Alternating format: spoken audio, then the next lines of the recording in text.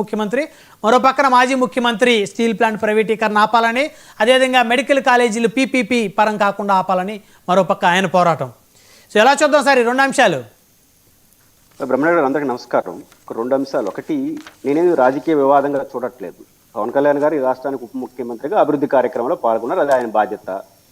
ప్రధాన ప్రతిపక్షంగా లేదా మాజీ ముఖ్యమంత్రిగా ఒక ప్రతిపక్ష పార్టీకి అధ్యక్షుడిగా ఆయన నచ్చిన లేదా ఆయన ఎంపిక చేసుకున్న ప్రజా సమస్యలపై ఆయన వెళ్ళాడు.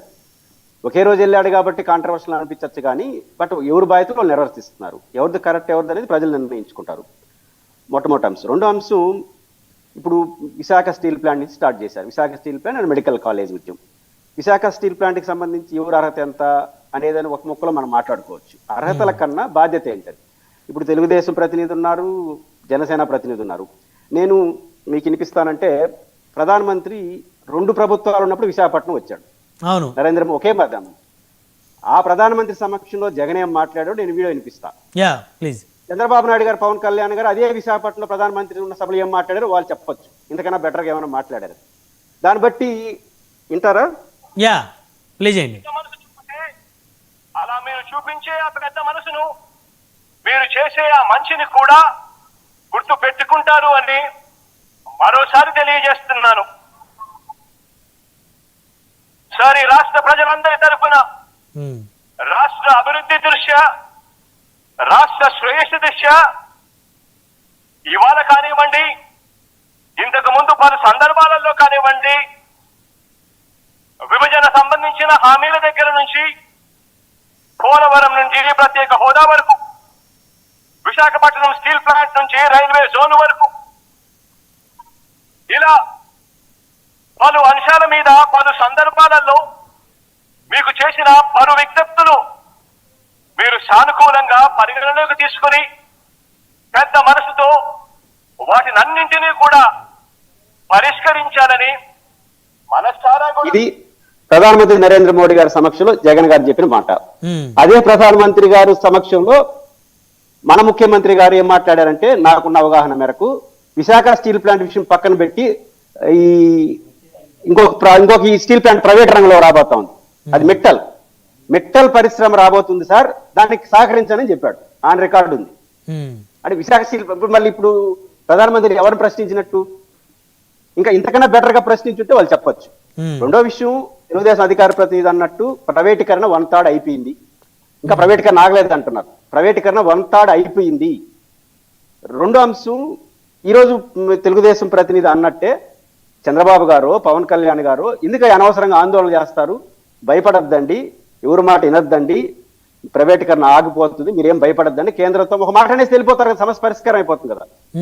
పైపించి పవన్ కళ్యాణ్ గారు విస్పష్టంగా మనం ప్రకటన చేశారు, మన వీధుల్లో కూర్చొని మాట్లాడడం కాదు, అమిత్ షా గారు లేవనెత్తే అంశాలకు సమాధానం మన దగ్గర లేదు అన్నాడు. కాబట్టి ఆ పాత రికార్డు చూడండి. ఇది విశాఖ స్టీల్ ప్లాంట్ కి సంబంధించి వాళ్ళు చాలా ప్రశ్నలు వేస్తున్నారు, దేశవ్యాప్తంగా ఇది పాలసీ డెసిషన్, మన దగ్గర ప్రశ్నలకు సమాధానం లేదు అన్నారు. అంటే పాయింట్ ఏంటంటే, ఈ రోజు తెలుగుదేశం అయినా జనసేన అయినా కోటి గమనంలో పెట్టుకోవాలి, అది లాభాలు వచ్చినా నష్టాలు వచ్చినా మన చేతిలో కాదు, అది కేంద్ర ప్రభుత్వ సంస్థ. లాభానికి కేంద్రమే బాధ్యత, నష్టానికి కేంద్రం బాధ్యత. మనం ఏదైనా డిమాండ్ చేసే వాళ్ళం మాత్రమే. కాబట్టి ఈ రోజు ప్రైవేటీకరణ మనం ఏం కోరుకుంటున్నాం? వద్దనుకుంటున్నామా కావాలనుకుంటున్నాం? మన ఇద్దరు అనుకునేవాడు కాకపోవచ్చు కొన్ని సందర్భాలు, ఎందుకంటే ఇది కేంద్ర ప్రభుత్వ సంస్థ. రాష్ట్ర ప్రభుత్వ సంస్థ ప్రైవేటీకరించాలంటే కేంద్రం ఆదేశించలేదు, మీరు ఆపండి అని. ఎవరు రూల్ వాళ్ళది. రాష్ట్ర ప్రభుత్వాలు చేయాల్సింది మీ వంతు సహాయం. వద్దనుకుంటున్నారా కావాలనుకుంటున్నారా? జగన్మోహన్ రెడ్డి గారు అధికారంలో ఉన్నప్పుడు ఒక 3 ప్రకటనలు చేసినాడు. ఒకటి, ప్రధానమంత్రి సమక్షంలో మాట్లాడినాడు, రాష్ట్ర వ్యాప్తంగా బంద్కు పిలిపిస్తే ఆ బంద్కు ప్రభుత్వం సంఘీభావం చెప్పింది. వైసీపీ ఉన్నప్పుడు వాళ్ళ బంధుకు పిలిపిస్తే వామపక్షాలు అందరూ కలిసి మనం సపోర్ట్ చేస్తున్నావా లేదా వాళ్ళు చూసుకోవాలి. రెండోది, Visakha steel plant policy decision కేంద్రం తీసుకునింది, మీరు వద్దనుకుంటున్నారా కావాలనుకుంటున్నారు? మీరు ఏమంటే కార్మికులకు అండగా నిలబడరు తప్ప మీరు నిర్ణయించేవాళ్ళు కాదు. వైసీపీ నిర్ణయించలేదు, జనసేన నిర్ణయించలేదు, తెలుగుదేశం నిర్ణయించలేదు, కేంద్ర ప్రభుత్వం. అది మీ వైఖరి ఏంటి? అది ఇంపార్టెంట్. ఒక నైతిక మద్దతు కార్మికులకు ఇస్తున్నావా లేదని వాళ్ళు చెప్పాలి. వాళ్ళు ఇచ్చిన దాని వల్ల ఉపయోగం ఏమో సార్? స్టీల్ ప్లాంట్ ప్రైవేటీకరణ ఆగుతుందా? 3 పార్టీలు కలిసి ఫైట్ చేసి, ఇప్పుడు మన ఉపరాష్ట్రపతి ఎన్నికల్లో 3 పార్టీలు కలిసి మరి బీజేపీ బలపరిచినటువంటి అభ్యర్థికి మద్దతు ఇచ్చారు. మరి ఆ విధంగా ప్రజా సమస్యల కోసం 3 పార్టీలు కలిసి ఎందుకు ఫైట్ చేయకూడదు? కలిసి పని చేయొచ్చు, విడివిడిగా పని. ఇప్పుడు జగన్ గారు మద్దతు అన్నారు, తెలుగుదేశం మద్దతు ఇవ్వచ్చు, జనసేన మద్దతు ఇవ్వచ్చు. ముగ్గురు ఒకే పార్టీలు కాదు కాబట్టి కలవలేకపోవచ్చు. విడివిడిగా ఉంటారా కలివిడిగా ఉంటారా వాళ్ళ పార్టీ ఇష్టం. స్టాండ్ కార్మికులకు అండగా మేము ఉంటామని జగన్ అన్నాడు. నిజాయితీ గురించి పక్కన పెడదాం. మీరు కూడా అండగా ఉండి ప్రైవేట్గా వ్యతిరేకిస్తానంటే ఒక అష్యూరెన్స్ ఇస్తే సరిపోతుంది. అంతకుమించి రాష్ట్ర పార్టీలు ఏమీ చేయలేవు. ఇది మొదటి అంశం.